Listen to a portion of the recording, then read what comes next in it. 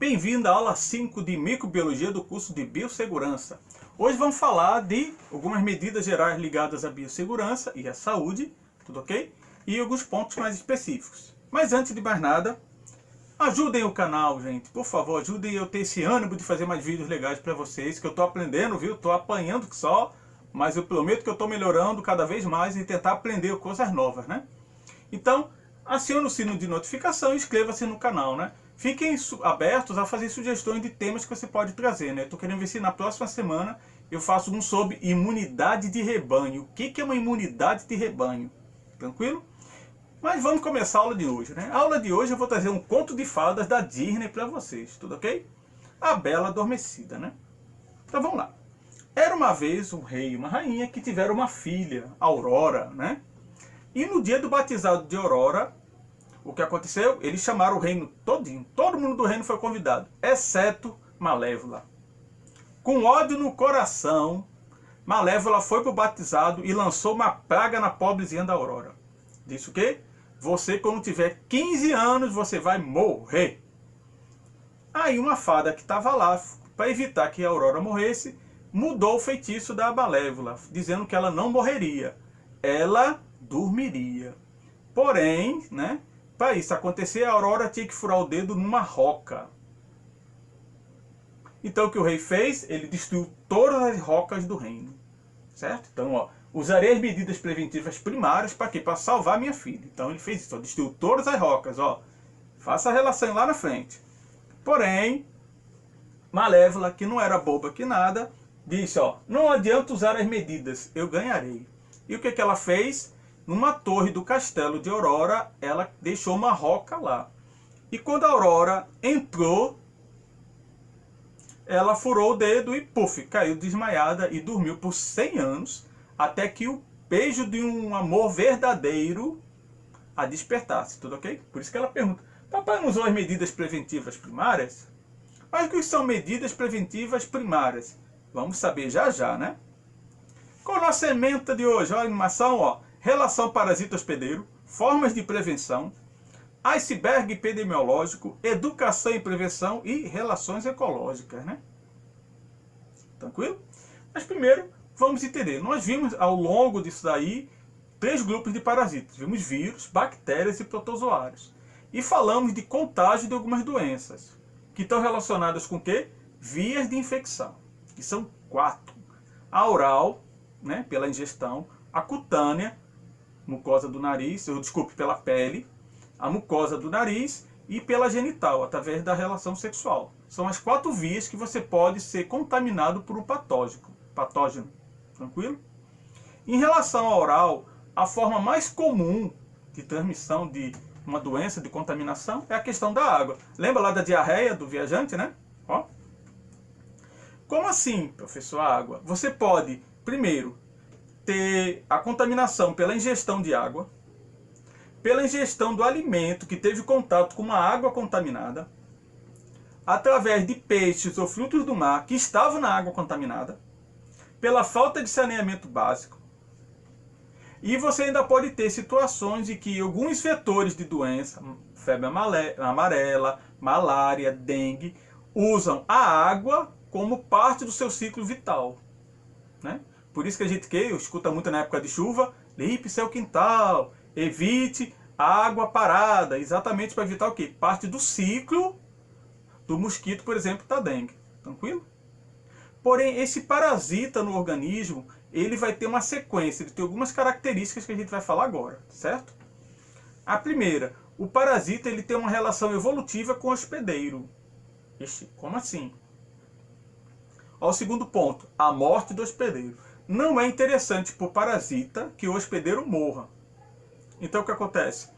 Ao longo das gerações, estou falando de muitas gerações, o parasita cria uma relação com o seu hospedeiro, fazendo com que ele não cause mais a morte desse hospedeiro. Ele pode causar uma doença, um mal-estar, mas muito leve, para que o hospedeiro não morra. Tranquilo? Por isso que vai ocorrer, lá que a gente falou, a adaptação do hospedeiro. O hospedeiro se adapta àquele parasita de tal modo que ele possa até viver com aquele parasita, mas não fique debilitado para morrer. Tranquilo? Quando a gente fala de mudança de ambiente na relação parasita também, é quando o homem invade certas regiões e acaba alterando aquele equilíbrio, trazendo um parasita para uma nova realidade.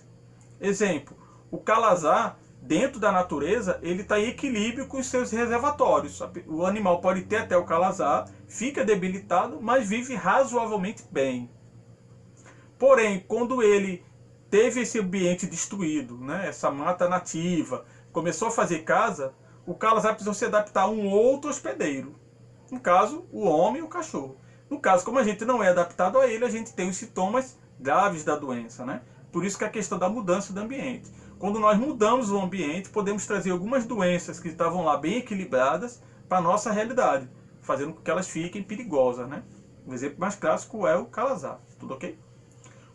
Por isso que quando a gente vai falar de doença, a gente tem duas situações importantes, certo? Isso vai estar muito relacionado com o que a gente está ouvindo falar muito de Covid-19, certo? Então você vai ter a doença subclínica e a doença clínica, né? Isso dentro de iceberg epidemiológico. O que isso quer dizer, esse iceberg epidemiológico? Que a quantidade de pessoas que estão doentes, que têm sintomas, ela é muito pequena em relação à quantidade de casos assintomáticos. Como assim? Se eu tenho 20 pacientes de uma determinada doença com sintoma, provavelmente eu tenho 50 pessoas que não têm sintoma nenhum, estão com patógeno e estão contaminando outras pessoas. Por isso que é iceberg epidemiológico. Ele faz essa analogia porque o iceberg, a menor parte dele é a visível, a maior parte dele está embaixo d'água. Tranquilo? Então eu tenho, ó, aqui no iceberg epidemiológico, as pessoas que têm a doença, sintomáticos, mas eu tenho uma quantidade enorme de casos assintomáticos. São pessoas que podem atuar ou contaminando as pessoas ou como reservatório do patógeno para contaminar outros organismos. Tranquilo? Isso a gente vê muito falar em relação ao Covid-19. Muitas pessoas que são assintomáticos que podem estar contaminando todo mundo e não ter sintoma nenhum. Tranquilo? 4 exemplos de doenças que você pode ter a situação: a AIDS, a hepatite, a dengue e a gripe. Por quê? Porque elas têm um tempo de incubação. Nesse tempo de incubação, até você ter o sintoma, você pode, em alguns casos, ser contaminante. Eu posso estar passando a doença, mas porém ainda não ter sintoma, né? Outra situação do Covid-19, né? Para você ver, ó, a AIDS eu começo a ter sintomas, o período de incubação dela é de 3 a 6 semanas. A pessoa que vai ser, que tem um sintoma. Porém, eu posso ser sintomático. Eu posso ter a AIDS, estar contaminando várias pessoas e não ter um sintoma. Tranquilo? Hepatite, tempo de incubação é 30 dias. Então, nesses 30 dias eu posso estar contaminando as pessoas e não ter sintoma nenhum. A dengue de 8 a 12 dias, né? E a gripe de 1 a 7 dias. Vamos continuar desse ponto aqui. Então, ó, a gente estava falando do tempo de incubação, né? Esse período vai ser o período em que a doença começa, após esse período que ela vai se manifestar, tranquilo? E como eu disse lá, em alguns momentos, esse é o período que em alguns casos você pode estar o quê? Podendo contaminar as pessoas, tranquilo? Em relação à gripe, eu tenho um período de incubação de 1 a 7 dias, né? É o mesmo período do Covid-19 também, né? Em alguns casos tem de 1 a 15 dias, que eu já li. Agora, no caso da dengue, é uma outra situação.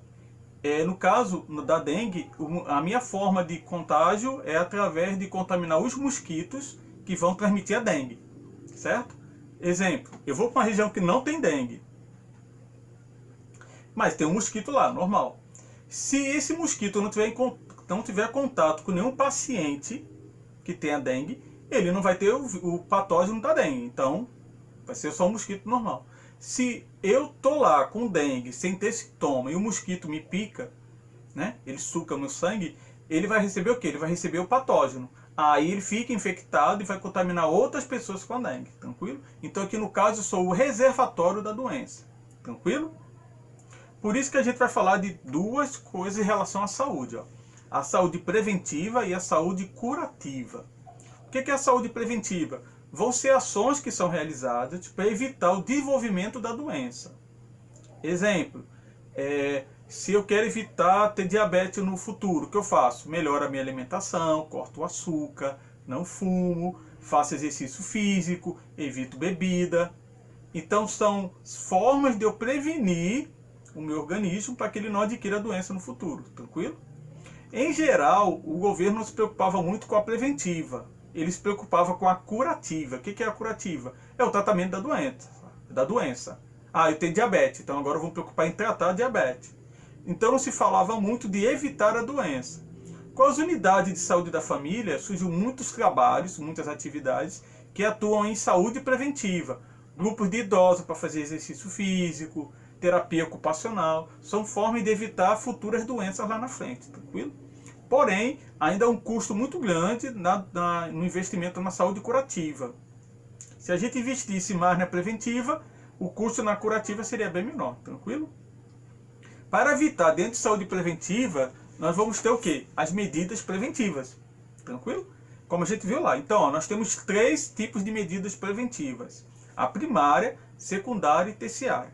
A primária é a medida preventiva que vai impedir o contágio da doença. São ações que eu faço para prevenir que a doença se manifeste, tranquilo? A secundária é durante o tratamento da doença. Quando eu estou doente já, eu não consegui evitar a doença, e eu vou fazer o tratamento para que eu me cure da doença, que eu não morra ou tenha sequelas, né? E a terciária é após a doença. Se eu fiquei com uma sequela, algum tratamento que eu tenho que fazer para tratar o que a doença me deixou de dano. Tranquilo? Em relação à primária, nós vamos ter 2 tipos. A primordial, que é aquilo que é comum para todo mundo. Tranquilo? Então, boa moradia, saneamento básico. Saneamento básico, vocês já viram que a gente fala direto saneamento básico, né? A educação e a alimentação. Se esses 4 fatores, você tiver uma qualidade de vida muito boa neles, numa população, eu evito várias doenças lá na frente, tranquilo? E as específicas, que estão relacionados a grupos menores, ou grupos específicos. Exemplo, a imunização, vacina, né? Campanha de vacina, vamos vacinar os idosos. É um exemplo de medida preventiva primária específica. Equipamento de segurança que eu posso usar, né? Por exemplo, eu vou trabalhar com um laboratório de pesquisa. Então eu tenho todo aquele equipamento, os EPIs, ó o Ricardo aí de novo, que vão me prevenir para que eu não fique doente daquilo que eu estou fazendo, né? E no caso, a camisinha, né?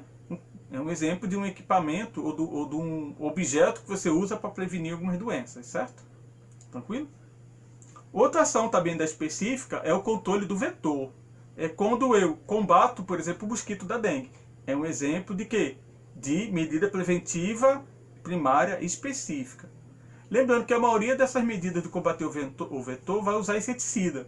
Aí ele causa um dano ambiental. Tranquilo? Então vai lá, ó. Exemplo, saneamento básico e casas de alvenaria, boa alimentação, educação. São medidas preventivas primárias. No caso da secundária, eu já estou doente, eu estou sendo tratado. Então vou ter, ó, são medidas aplicáveis ao indivíduo doente. Ou tratamento por medicação, o que eu vou ter que fazer para que aquela pessoa retorne ao normal, se cure, né? E impedir o desenvolvimento da doença para um outro estágio. Todas as doenças têm estágio de gravidade, né? Então ela pode começar mais simples e vai se agravando. Então a medicina tende ou você estacionar no mais simples ou se curar, tranquilo? Evitar sequelas ou morte do paciente. Nem sempre é possível evitar sequelas. Às vezes a pessoa fica com sequelas, né? E o diagnóstico e o tratamento precoce, né? Também seria uma medida preventiva secundária, né? Eu tenho um controle de como a pessoa está. Ah, eu tenho diabetes. Então eu tenho que estar de tempo em tempo regulando, controlando a minha taxa de açúcar para ver se eu estou com ela controlada. Tranquilo? Aqui o exemplo, uma UTI que a gente está vendo demais, né? No caso da terciária, a terciária, ela visa, como falei, a sequela, né? Então, recuperação do doente após o tratamento, né? Envolve o processo de reeducação e readaptação, né? Aí, exemplo que a gente vai ter dela. Reabilitação, fisioterapia, terapia ocupacional e uso de prótese. Porque aqui, no caso, eu estou tratando o pós-doente, né? Eu tive a doença, ficou alguma sequela e vou ter que fazer alguma coisa. Eu tive derrame, vou ter que fazer fisioterapia. Tranquilo? Aqui o exemplo da fisioterapia. Escola e prevenção. Qual o papel da escola na questão da prevenção de doença, né? Ou na biossegurança, né? É um tipo de medida preventiva primária, né? Que a gente viu, que é uma geral. Porque a gente vai relacionar que países que o nível de educação são melhores, as taxas de doença também são menores. Desculpe, se o país tem uma educação melhor, as taxas são menores. Por quê? Porque as pessoas vão saber como se cuidar. Evitar o achismo, né? Ou fake news, né? Então é importante a escola nesse papel nisso, na informação. Isso indo desde o ensino médio, lá do basicão, né? Do fundamental, indo até o nível superior, né? Por isso que é importante a ação da escola, não só como educando a criança, e a criança ou o jovem, paralelamente, vai educar a família. Na hora que ele tem a informação correta, ele vai evitar que a família faça coisas erradas. Se eu sei que eu tenho que lavar o alimento quando ele chega em casa para evitar coronavírus, né? Eu vou passar isso para minha família, né? E também pode ser através de campanhas informativas, né? Exemplo, a AIDS. Você vê que as campanhas contra a AIDS eram sempre frequentes na televisão. Para quê? Para informar a população do que ela era, né? Um exemplo aqui, ó. A vida é mais forte que a AIDS, né? Tranquilo? Isso era uma forma de estimular as pessoas a lidar com a AIDS, de evitar a doença, né? Essas coisas. E com a relação de biossegurança com relações ecológicas, né? A relação ecológica é o estudo das relações que os organismos fazem entre si, né? Ou da mesma espécie ou de espécies diferentes. Eu vou destacar duas relações que a gente falou ao longo desse curso, né? A mais comum que a gente citou foi o parasitismo, né? Que é o quê? É a relação entre o organismo que vai parasitar um outro causando dano, né? É uma relação ruim. E o mutualismo, né? Que a gente viu lá quando falou de bactérias, né? As bactérias e as raízes das leguminosas têm uma relação para a fixação do nitrogênio. Tranquilo? Então são os dois exemplos de relação ecológica que a gente lidou ao longo dessas 5 aulas, né? Então aqui tem, ó, as raízes da leguminosa com os nódulos com as bactérias. Tranquilo? E aqui é uma bactéria e aqui é um vírus, né? Para saber mais, gente, tem um vídeo de Bill Gates, o nome dele é esse aqui, ó, Bill Gates, palestra em 2015 sobre epidemia, né? Ele tem em inglês e tem ele traduzido também, tranquilo? Que ele vai falar isso, ele já falava de uma pandemia lá em 2015, né? E o vídeo é muito bom, bem interessante, dá para pegar algumas informações. E a nossa dica de filme é Os 12 Macacos. É um exemplo de medida preventiva ao extremo. O cara faz um negócio assim, barra pesada, para evitar que a doença surja, né? Certo? Muito bom filme, ele vai dar um nó no juízo de vocês, mas muito bom.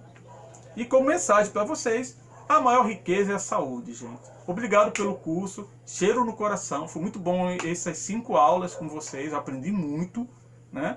Fiquei animado, desculpe assim os improviso, né?